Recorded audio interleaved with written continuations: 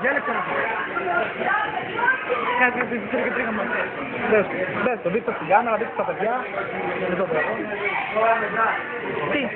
Βάλτε το πάλι κάπου, πού θες. Εδώ, λοιπόν. Θέλω να θυμάσαι το φίλο σου.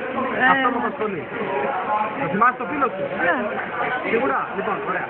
Τι να δεις τι θα κάνουμε. Θα βάζω κάποια φύλλα έτσι, άλλα έτσι, άλλα έτσι, έτσι. Αν δεν έχω κάνει μαλακία, θα βρω το φίλο του. Με τον εξής τρόπο, τι να είναι.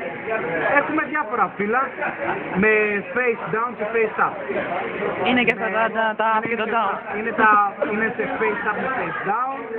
Έχουμε face down και face down. Λοιπόν, αν κάνω αυτή την κίνηση, λογικά πάντα θα έχει μείνει το φίλο σου με όλα τα υπόλοιπα να έχουν γυρίσει.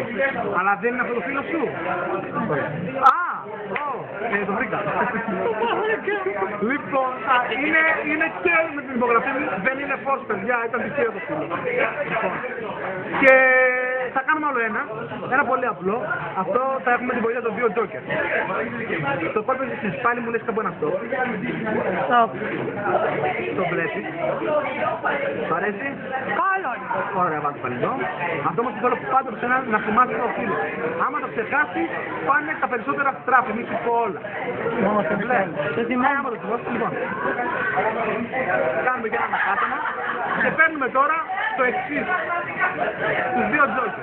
Αυτοί οι όμορφοι εδώ τζόκερ, ένας και ένας δύο, πάντα αν γυρίσω το μισό deck face up. Σωστά, σωστά. Το έχω γυρίσει face up, face up. Λοιπόν, γυρίσω και το άλλο μισό και κάνω πάλι αυτή την κίνηση. Πάλι έχουν γυρίσει κάποια φύλλα, βασικά όλα, face up, εκτός από το ένα που υπάρχουν οι τζόκερ. Που λογικά είναι αυτό το φίλο σου.